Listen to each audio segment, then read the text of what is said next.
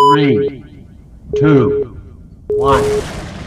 I'm the person that literally I finished the course and I just went straight to work. I said, okay, got the information. Let me go out there and start selling myself. And I took all of the information that I needed and I just went like literally I started hitting up VP of sales. I started hitting recruiting managers, BDR, SDRs that were within the companies that I was over there trying to get an interview for. And I just went to work and I started going on YouTube. I started getting more training on Salesforce and SalesLoft and different stuff. That's a tech stack for the people that don't understand. And I just went to work and I started selling myself, getting interviews and making it happen. That's that. Further ado, I am pleased to bring to the stage Javon. Javon, how are you doing, sir? Is everything well? I'm good, man. I'm blessed, man. Good to be here. I'm glad that you're here as well, Mr. Blue. And so we're going to talk about a few different things, but the first thing I want to do is make sure that we start from the very beginning with the roots, the journey, and then we go all the way to the brain. So I'm going to transition it over to you so you could tell us about your story from the very beginning. Awesome. Definitely want to give back to you, Joseph, for just being that light for so many individuals like myself, those people that are breaking in and people that are new to the SDR, BDR space. Awesome stuff that you're doing. So let's get into it. I would say born in New Jersey. The reason why I say New Jersey and not a specific city is because my background, and I'm just keep it real, my background was all over the place. I never met my father, right? He could walk past me right now, wouldn't even know what he looks like. So that was my story. Raised by a single mother. Later on was raised by my grandparents as well. Shout out to them. And what that really did for me was put me into a mindset of just going after it, just not really feeling that emotional type of feeling, I would say, but it really kept me wanting to grind more, wanting to do more achievement work and stuff like that. So that's why I was so good in sports, mainly football. And that was really my thing. And just going through high school, I remember I read a book at the age of 14 called Rich Dad, Poor Dad by Robert Kiyosaki. If you have not read that book, please go out and go get it. And at the age of 14, after reading that book, it was the very first book that I read cover to cover. And it was given to me by my grandfather. And after I finished it, I gave it back to him and I said, hey, Pop, listen, read the book, loved the book, but I don't want to go to college. And he said, JB, that's what he calls me. He said, JB, if you don't want to go to college, then you must acquire a skill set that's going to pay you college money. So I graduated from high school, still didn't go to college. For me, I went straight to work, right? So I got into landscaping literally about 2 weeks after graduating high school. If you know anything about landscaping, you know you are getting up before the sun comes up and you're coming home after the sun goes down. And that's why I learned a lot of my work. So I see a lot of people my age, and especially this generation, man, people are scared to work. But for me, I really got it out the mud doing that right after high school. So started doing that, learned a lot. And then my best friend at the time, his father had a real estate investment company and a real estate brokerage. So I started to get into wholesaling, started to really go out there and learn the real estate route as far as short sales, share sales, foreclosures, different stuff like that. And it really put me in the mind of, I would really say wealth. I started to see the world differently when I started getting around real estate people, because it was the very first time that I started to learn about passive income. And one thing that I learned from Robert Kiyosaki in his book, Rich Dad, Poor Dad, is the very first thing that you read in chapter 1 is that the rich don't work for money, right? They have money working for them. So during that time when I was in real estate, started to really know more about passive income. And then that led me into people I started hooking up with that was trading, right? They started to get into the stock market, started learning about that. My grandfather started trading options. And it really was something that I wanted to get into, but just didn't know how to do it. I started learning about it. Me and my grandfather, we went to seminars and we were the only two Black people that was just sitting in the seminars.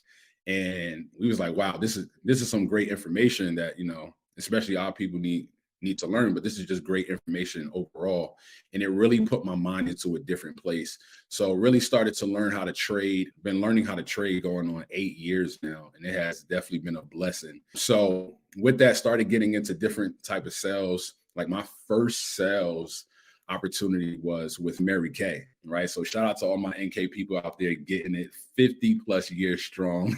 Shout out to you guys. And I remember in high school, that's when I started selling it. All right. So I sold it to my football team. And it was the very first time that I made $600 on my own. No job, no nothing, just a product with some ambition. And I sold it. And that was the foundation of where I wanted to really spend the rest of my life, between sales, making money, making passive income. That really was the foundation for everything. So fast forward, started to get around a couple of people. We started a lot of trading courses and different stuff like that, started traveling around the world, really speaking on financial freedom.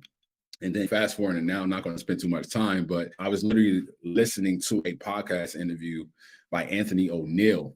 And he is one of the guys that I definitely look up to when it comes to how to manage my money, right? So he had on Cyrus.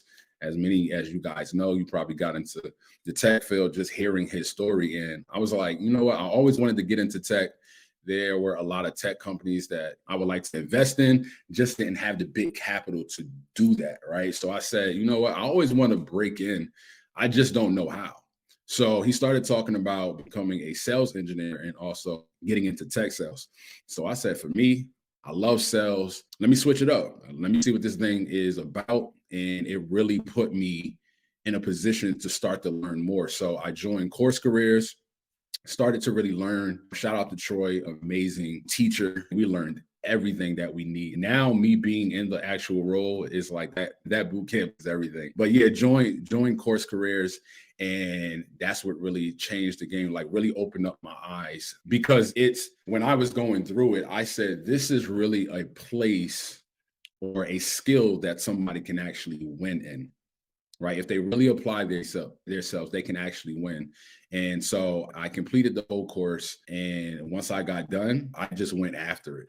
Hey there, thank you so much for watching this video. This video is actually sponsored by Course Careers. So whether you're interested in breaking in as a tech sales representative, if you're interested in actually doing IT or digital marketing, not only do they have free introductory courses for you right now, go to the description and check that out, but they also have $50 off that you could get through me, Joseph 50. That's right, $50 off through Joseph 50. So if you're interested in getting into that course, any which one, whether it's, again, tech sales, IT, or digital marketing, look no further. Go down to the description below, click on the link, and sign up right now. What are you waiting for? No, that's great. I think that's very great. In fact, I think that a lot of people can learn from your journey, your story, and there's a lot of different things that you said there that I'm like, ooh, that's a good nugget. Ooh, that's something we could definitely talk about. And one of the things you talked about was Robert Kiyosaki's book, and he talks about the 4 quadrants in regards to income. And there's the employed, self-employed, then there's a person that is the business owner, then there's the investor, right? And so there's that thing. And then there's also something else about the 4 levels. I'm not too sure if you heard of this, but for those listening, Dr. Myron Golden, I quote him a lot here. He talks about the 4 levels of value and what do those levels look like. And when you talked about you working with your hands and how people have a different mindset about work, this generation, I should say, there's 4 levels. And so one of the bottom levels, or I shouldn't say the bottom levels, but one of the levels is implementation, right? This is where you can use your strength to get things done. And then on top of that, there is the managerial level, right? And I'm paraphrasing here, but basically those that manage the people that do the implementation, those that manage people that do the work with their hands, the physical work. Then on that, the next level is communication. So this is anyone that communicates, whether it's with their voice, is singing, speaking, like all these different things. And that has a wide range in regards to from like 100,000 to 100 million, because that's communication includes movie stars and people that do music full time. It's just a wide gamut. But then they have the highest level is imagination or creativity, where you're creating a product, you're creating a software as a service, in our case, and then you're basically allowing this product you're sleeping, this product is still going and doing things. Exactly. That is a great thing, because one of the things you talked about is you started landscaping, right? That's implementation. And then you started moving over into Mary Kay. Now, I want you to talk about the lessons that you learned. Let's start with landscaping, those lessons that you learned. Obviously, it's hard work. Oh, God. There's even more that comes into it, because if you think about it, if you're operating by yourself, you're Yeah. you're like your own Mhm. business. Can you talk about the lessons that you learned there as well? There's really so many. I could go on and on about landscaping, but one of the jewels that I would pull from would be knowing the importance of planting the seed. If anybody reads the good book in Matthew 25, Christ talks about how the sower kept on sowing. And I love that story because it says that some seed fell on rocky ground, some seed fell on thorny ground, but then some seed fell on good soil. So when I was landscaping, I started to understand the importance of planting seeds because, like, it's February right now, right? It's about to be basically March this week, but we are about to get into the stage of it's time to start really planting. Right now, what that's going to do is during April, a lot of rain starts coming. So them seeds start growing. Then next day, we got these beautiful flowers. So I started to learn how to garden. I started to learn how to really sow in that aspect. And what it did for me was provide something that is very valuable today, which is patience. I feel like a lot of people don't understand success because they don't understand patience. Like success and patience go hand in hand. So with landscaping, that's 50% of it. Like you're doing the work so that you can see the reward later for some jobs. But then there's some jobs where you are literally cultivating and you are creating art. So it's like when I used to cut the bushes and I used to trim them, and I used to do my weed whackings to make sure the lines are straight. It taught me perfection. It taught me about excellence. And that's what a lot of people, especially when you're working, you cannot slack in landscaping. If you want to be a high quality landscaper, charging the price that you want to charging that price that you want to charge, you have to come with excellency, especially with a lot of customers. So yeah, man, that's what it's. And you also talked about that. First of all, that's great. That's great. There's a lot of things you can learn. And I bet you we didn't get there yet, but I bet you transferred a lot of those skills to the tech industry and how you approach things. Yes. So you said two words, Mary Kay. That I haven't heard that name in years. In fact, my mother used to be a Mary Kay consultant, Pink Cadillac, the whole thing in the 90s. Yeah, so she's a hustler. That's just her nature. And so in regards to Mary Kay, I want to talk about that for a little bit because that is business level. You're a business owner in that sort of arena. Can you talk about the lessons you learned while you're doing Mary Kay?